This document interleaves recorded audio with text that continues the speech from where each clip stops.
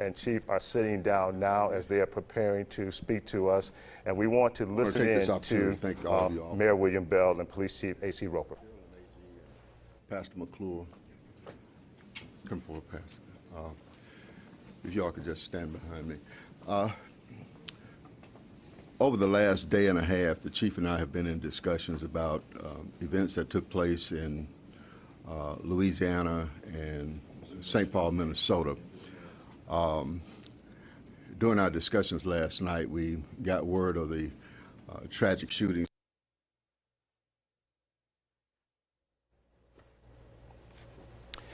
You want to apologize for we're having some technical difficulties there as we are still listening to the conversation of Police Chief A.C. Roper and Mayor William Bell. You heard him speaking there. We're going to work on getting that signal reestablished to City Hall.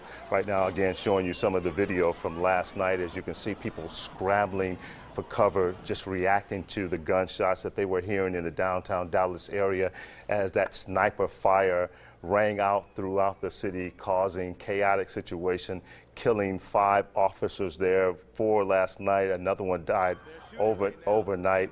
Also, several people hurt in that. We are going to get you reestablished, though, to downtown Birmingham at City Hall. As the mayor was speaking about, they had some discussions last night about this, and I'm sure there were discussions throughout the country. A lot of homes, people responding to what they saw and what they were hearing about that situation in Dallas, just an awful situation there. Certainly in response to what was taking place in Louisiana and Minnesota as well, but that was not the way that they expected anyone to respond to being angry, being upset, just being in a state that they thought that they should do something, but certainly not to take the lives of innocent people. Violence was not the way to react to that. So today, as we remember those officers as they are looking at this today at the Solidarity protest here in Birmingham, it's going to be at Kelly Ingram Park. That begins at 5 o'clock, and then they're going to walk over to police headquarters at 6 o'clock, put on by the National Action Network youth movement holding that solidarity protest this evening. So we expect a lot of people to turn out for that as this city is responding to what took place in Dallas and also the things that have been going on throughout the country, most recently in Louisiana and also in Minnesota. But just updating you on that sniper situation as we wait on our reestablishment of our signal downtown at City Hall. 14 people shot, 5 officers killed, 2 demonstrators. That's the latest that we got out of Dallas just a few hours ago as a Black Lives Matter protest was taking place. We've got that signal reestablished at City Hall. Let's listen in to Mayor William Bell and Police Chief A.C. Roper. Ability of people to get jobs, to be trained for those jobs. A number of elements can be pointed to say we need to improve our ability to improve the quality of life for our citizens. As a result, would reduce the level of crime in our community. So I have with me Chief Roper, who just recently got back from Washington, D.C., meeting at the White House to look at how we can increase the professionalism of our police department, as well as building stronger community relationships. Before I turn it over to Chief Roper, I'm here with Geraldine Agee, who has been working over the last couple of years in our crime reduction efforts. She will be working directly as part of city government now in that same capacity to help reduce the recidivism of young people involved in criminal activity. I stand here also, well, I'm sitting, he's standing with Pastor Mike McClure, who has an active ministry with young adults and young people.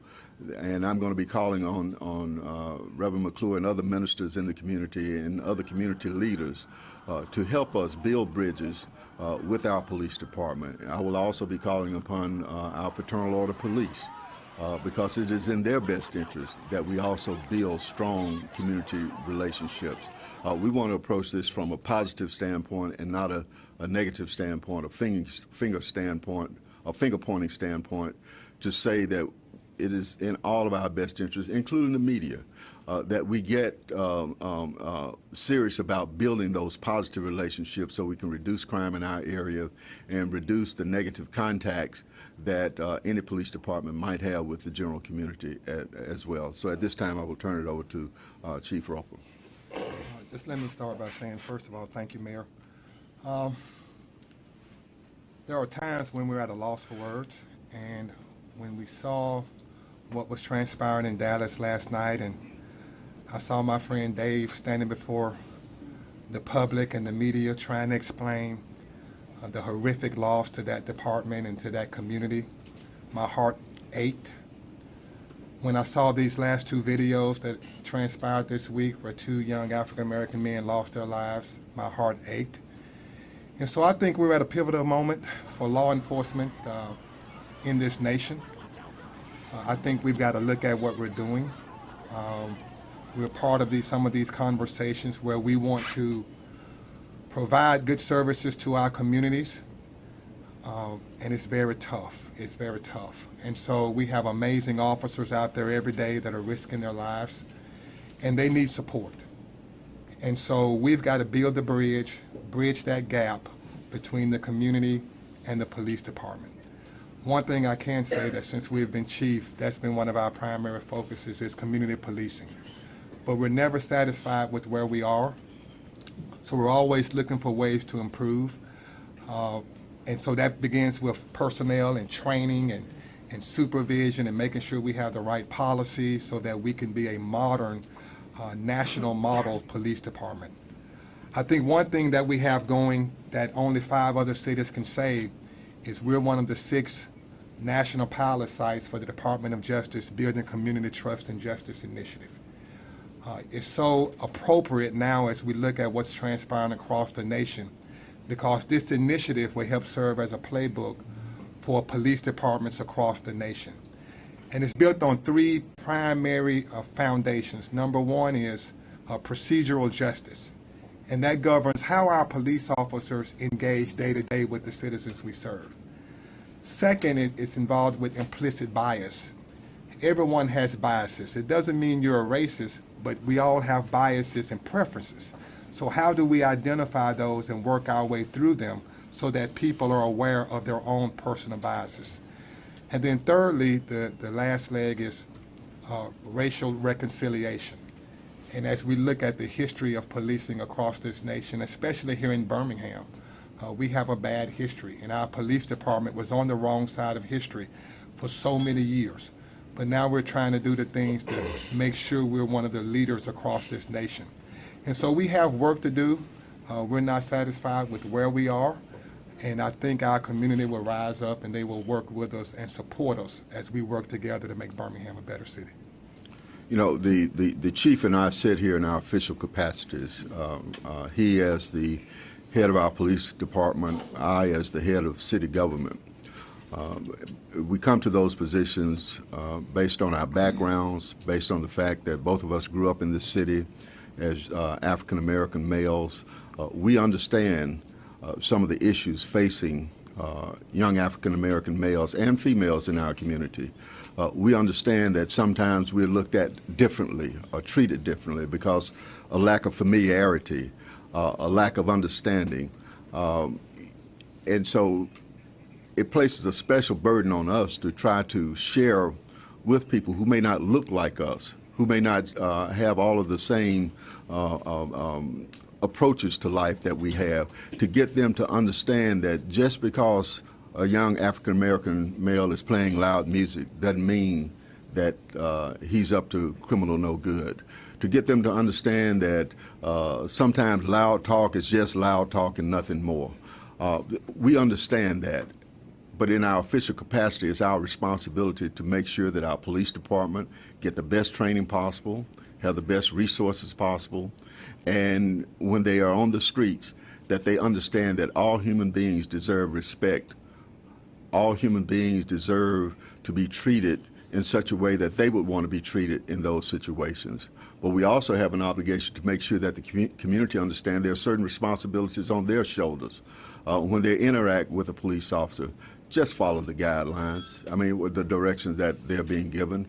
You know, every male, African-American male in this room probably got a lecture from their parents, like I taught my son. If you stop by the police officer, just follow instructions. If it's about a parking ticket, a broken light, a broken tail light, that's just about money. You know, just go ahead and do what you're told. We'll figure it out later. To get into a confrontational situation over minor items is not worth it. We understand that as African American males, but we also have a responsibility when the chief was sworn in and I was sworn in to protect all citizens in our community. And that includes our African American community, our Caucasian community, our Asian community, our police community. And it's imperative that we all come together to try to overcome these issues that face our city, to reduce crime and to create a better lifestyle for everyone. We, as a police department, we just completed procedural justice training, which every sworn officer is required to go through 16 hours of training on procedural justice, which speaks to the daily interactions, giving people voice, being neutral in our decision making, basically showing people respect as we engage our citizens.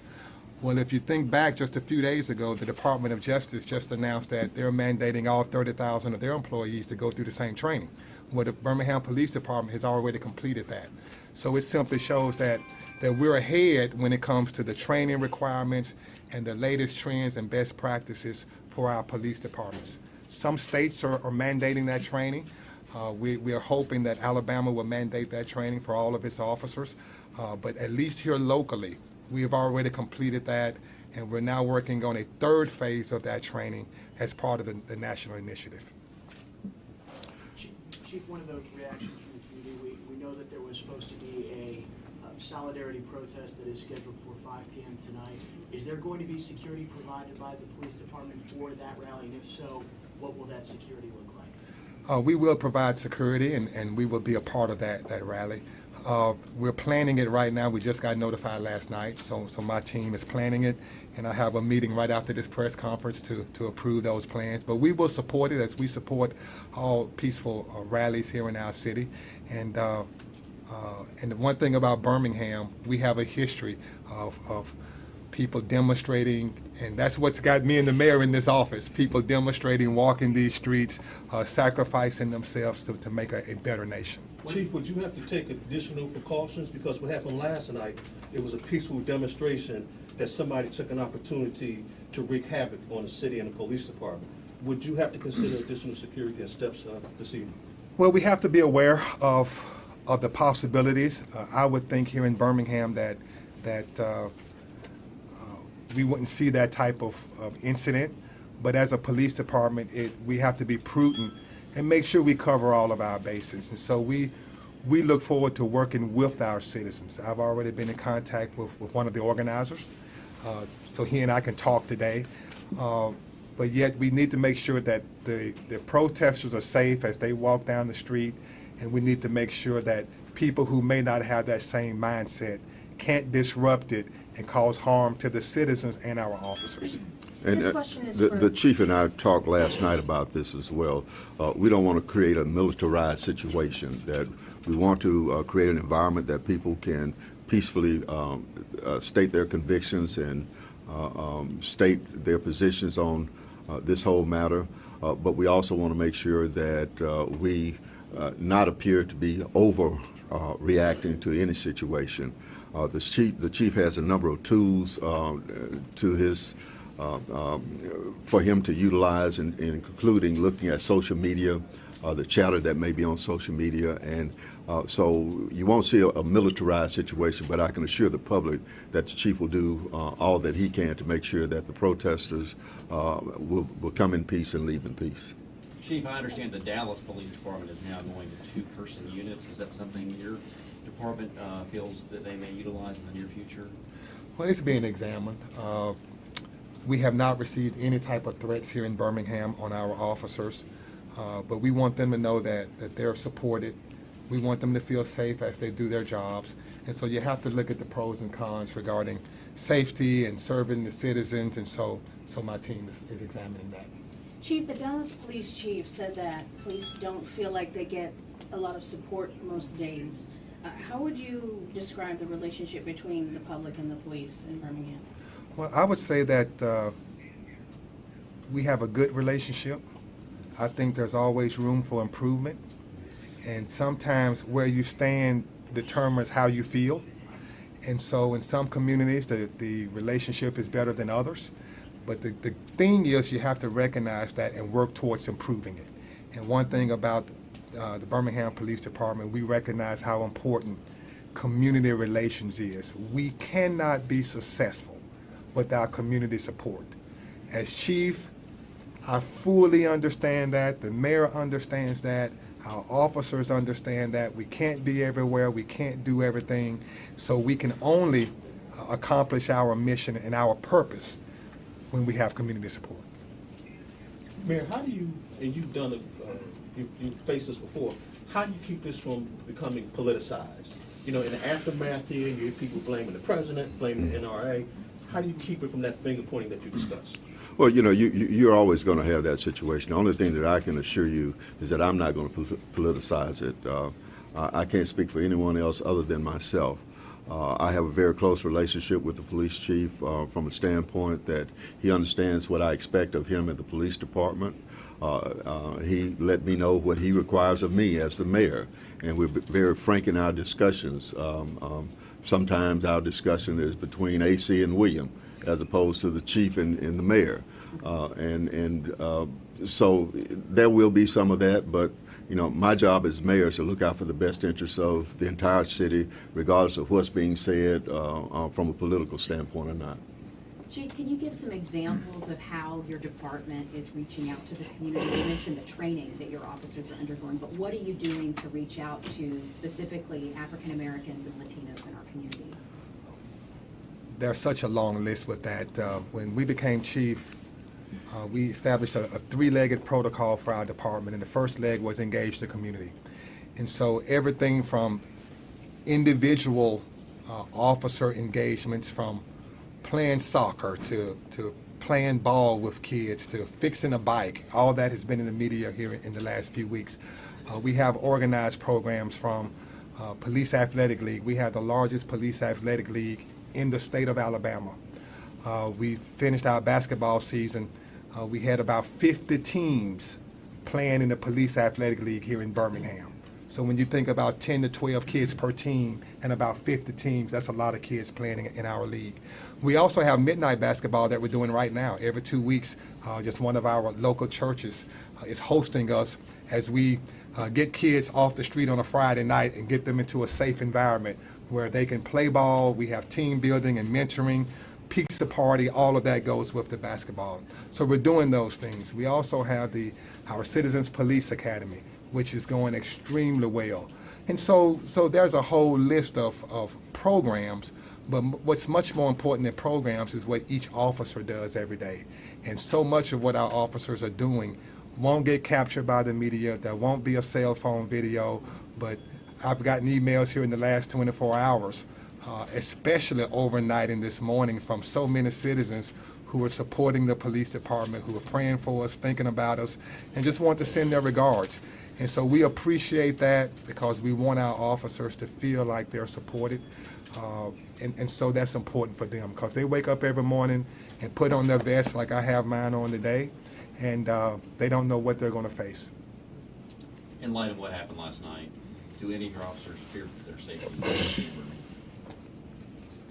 I think in this line of work, we should fear for our safety every day because we represent an organized society. We represent a safe community, and there are some people out there who may not want that. So there's always going to be issues with crime across the nation.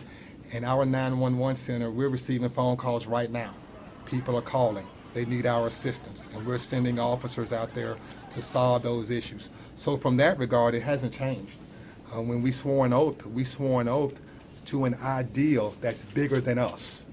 We swore an oath to uphold the Constitution. So it has to be bigger than us, because if not, you won't be willing to die for it. And so unfortunately, as we saw in Dallas last night, sometimes we give our lives to this line of work. Chief, by all accounts, the Dallas Police Department was also one that had adopted the practice of community policing. How frustrating is it for you to see a department that followed the model which you just explained that you are following as well, to see this kind of violence take place in light of that? Well, there's always going to be people who have their individual motives and agendas, and there is no doubt those involved last night had an agenda to attack police officers and cause as much harm as they could. So that goes back again to community policing, because we need our citizens, if they see something or hear something suspicious, to please notify us, to please be our eyes and ears, to partner with us in a way that we've never partnered before. I think today can be the beginning of resetting some relationships. In spite of the horrors that we've seen this week, going forward, we can really turn this into something positive and learn from it.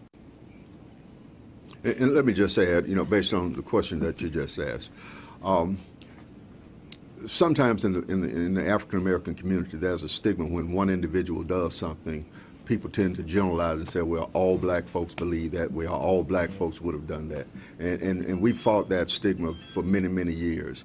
But that should also be applied to the police department, that the actions of one or two officers does not mean that the entire police force across this country feel the same way or would do the same thing under the same situation.